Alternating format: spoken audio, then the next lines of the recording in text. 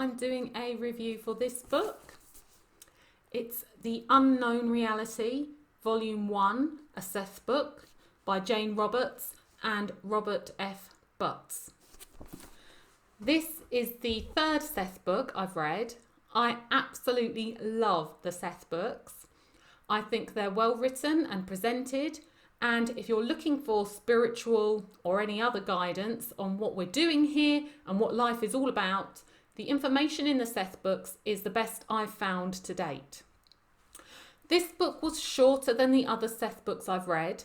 I understand that the original book ended up bigger than expected, so it has been split into 2 volumes, and this is volume 1. Although it was shorter than the other Seth books I've read, I thought it worked well as a book in itself, and there was plenty in it to keep me busy. I've enjoyed this book a lot, and I felt that it allowed me to access other layers of myself and analyse my thoughts and behaviours even more than when I read Personal Reality. Although that could also be because what was in Personal Reality has now been more fully absorbed by me. In this book, Seth speaks about the importance of each individual and how valuable each person is in their own right, as well as their importance as part of the chain between ancestors and progeny, also as an expression of material achievement and as a group member of our species and planet. This made me think how amazing it is that I'm here at all as this unique mixture of 2 unique people. What an amazing opportunity all our lives are.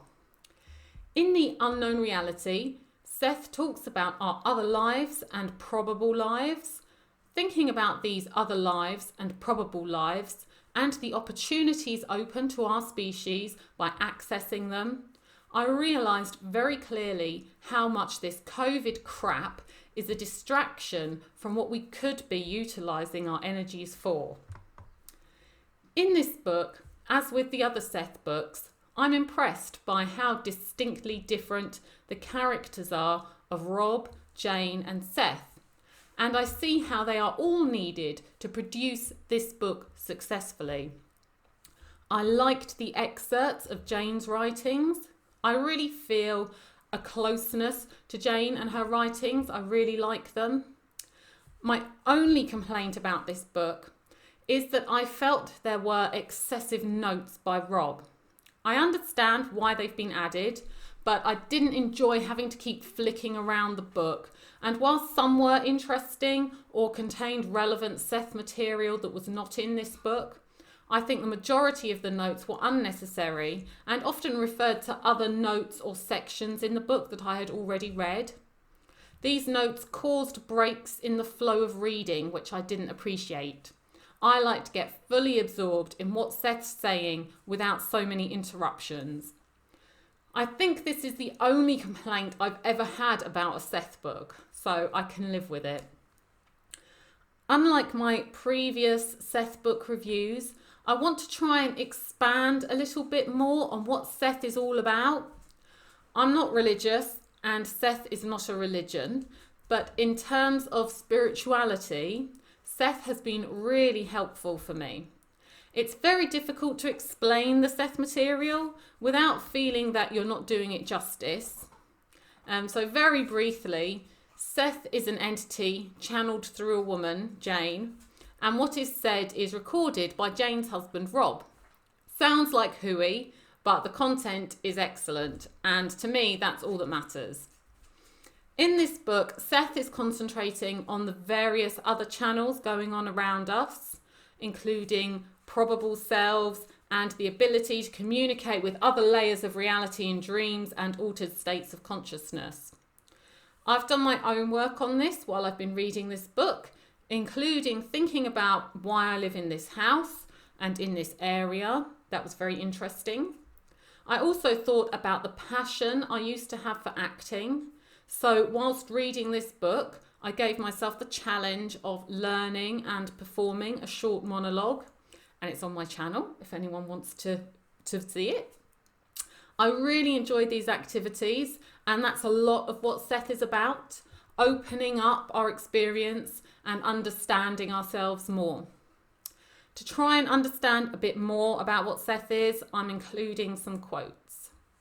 So, in relation to the desire of an entity to experience life in many different forms, such as multiple lives and probable lives, in which all possibilities are experienced, according to this theory, your life is one of many lives experienced by your entity, and the different lives do communicate with each other, although you may not be aware of it. They're also going on all at the same time, which is another concept to try and get your head round. As well as different lifetimes, you have many probable selves. These are channels of your life that you did not pursue in this life, but which have been pursued by your entity and are valid. Okay? You grow probable selves as a flower grows petals. Such endless creativity can seem so dazzling that the individual would appear lost within it, yet consciousness forms its own organisations and psychic interactions at all levels. Reincarnation simply represents probabilities in a time context. Portions of the self that are materialised in historical contexts. A knowledge of the ideas of multi-personhood could help you realise that you have available many abilities not being used, latent to you but still important in your entire identity, and significant enough to you personally to be developed.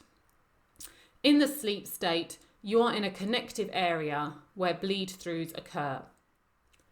Seth speaks very well about why, as humans, we have chosen to be so detached from our environment. The experiment has served us very well in allowing us to explore and experience the physical world in a different way. Roughly speaking, humans did not want to know what they actually knew because man would have been deprived of the physical joys, endeavours and challenges that were so basic to the experiment itself.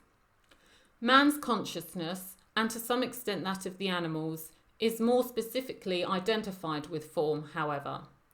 In order to develop his own kind of individualised awareness, man had to consciously ignore for a while his own place within the structure of the earth. His experience of time would seem to be the experience of his identity. His consciousness would not seem to flow into his body before birth and out of it after death. He would forget there was a time to die. He would forget that death meant new life. Regarding what the aim of life on earth is, the idealised earth version is not meant to mean a perfect self in flesh at all. Instead, it represents a psychic reality in which your own abilities fulfill themselves in relationship with your earthly environment to the fullest extent possible, within the time and place you have already chosen. In relation to our culture, your particular society has set up such an artificial division between intuitional and intellectual knowledge that only the intellectually apparent is given credence. With all of their dire faults and distortions, religions have at least kept alive the idea of unseen, valid worlds and given some affirmation to concepts that are literally known by the selves. The blueprints for reality will not be found in the exterior universe. So I thought this Seth book, The Unknown Reality, Volume 1, was an amazing book which can spark people's inner enthusiasm to understand more about life and themselves, what we're here for, what we're doing here, and what more we can do. How valuable. There were some practice elements in the book to help readers tap into their probable lives and through that process unlock parts of themselves that can enrich this life. I really enjoyed those. This book is amazingly valuable to empower people to feel less defeated by what is going on around them and to help them look inside themselves for the path to expanding their horizons. I found this Seth book particularly helpful in practically working with investigating other probable selves and developing my own life through doing this. I'm obsessed with trying to find out what humans are here for, what I'm here for, and what the hell life is all about. For me, the Seth books are the closest I've got to verbalising what I innately feel and developing answers to some of my questions. This book in particular has been excellent for helping me expand this knowledge on my own by analysing my dreams, my thoughts, and thinking about the different ways my life could have gone and could go. And I can't wait to read volume 2. Okay, here it is again. Very good book. Okay, thank you.